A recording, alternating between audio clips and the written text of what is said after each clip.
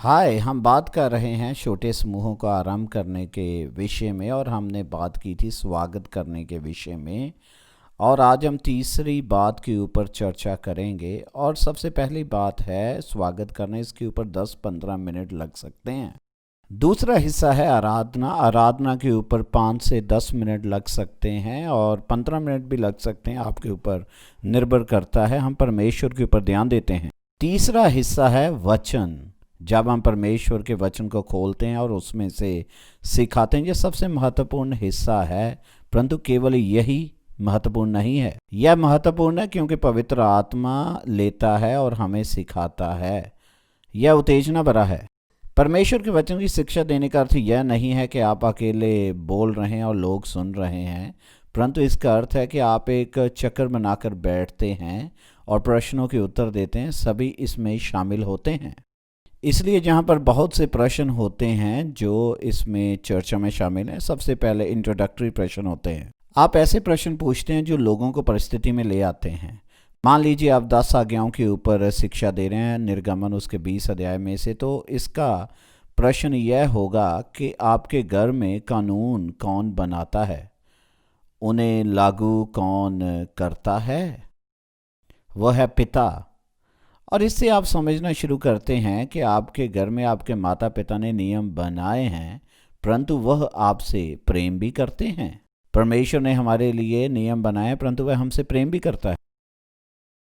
तो परिचय के प्रश्न होते हैं, तो उसके पश्चात ऑब्जर्वेशन के प्रश्न होते हैं। इस अध्याय को किसने लिखा? वह कहाँ थे जब उन्होंने लिखा? उन्होंने यह क्यों लिखा? यह ऑब्जर्वेशन के प्रश्न है। मान लीजिए हम फिलिपियों की पुस्तक का अध्ययन कर रहे हैं, तो फिलिपियों की पुस्तक लिखने में के समय पौलुस जेल में था। यह बहुत ही महत्वपूर्ण हो जाता है क्योंकि इससे इस अध्याय का वजन बढ़ जाता है। तीसरा हिस्सा है अनुवाद के प्रश्न। इसका क्या अर्थ है? पौलुस फिलिपियों 4:13 में कहता है, मैं मसीह यीशु के द्वारा सब कुछ कर सकता हूँ। और यहाँ पर वह इस संदर्भ में बात कर रहा है कि उससे सब कुछ ले लिया गया है, फिर भी वह संतुष्ट है, चाहे परिस्थिति कितनी भी बुरी क्यों ना हो। और वह कहने की कोशिश कर रहा है कि चाहे वह जेल में है, फिर भी परमेश्वर उसे यह करने की शक्ति देगा जो वह करवाना चाहता है। यह शक्ति मसीह से आती है जो मुझे शक्ति देता है। जो अंतिम प्रश्न है जो आप पूछना चाहते हैं वो है एप्लीकेशन प्रश्न। आप देखें, केवल आप लोगों को यह नहीं बताना चाहते कि इसका क्या अर्थ है, आप केवल उनका ज्ञान ही नहीं बढ़ाना चाहते, परंतु आप उन्हें परिवर्तित करना चाहते हैं। पौलुस कैद में था और वह बहुत ही बुरी परिस्थिति से निकल रहा था, फिर भी वह कहता है मैं मसीह यीशु के द्वारा सब कुछ कर सकता हूँ। आप इस समय कौन सी कठिन परिस्थिति में से निकल रहे हैं और आप कैसे मसीह की शक्ति को अपने जीवन में लागू कर सकते हैं ताकि आप अपने जीवन में विजयी हो सकें? कैसे आप इस वचन को अपने जीवन में लागू कर सकते हैं? और भी बहुत सी बातें हैं जो हम कह सकते हैं। और भी कई पाठ्यक्रम हैं जिनका आप इस्तेमाल कर सकते हैं।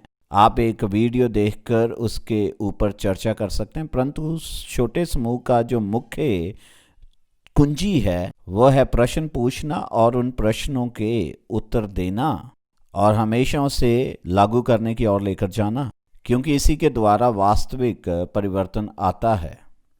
आप एक छोटे समूह को चला सकते हैं और यह एक बड़ा अंतर ला सकता है।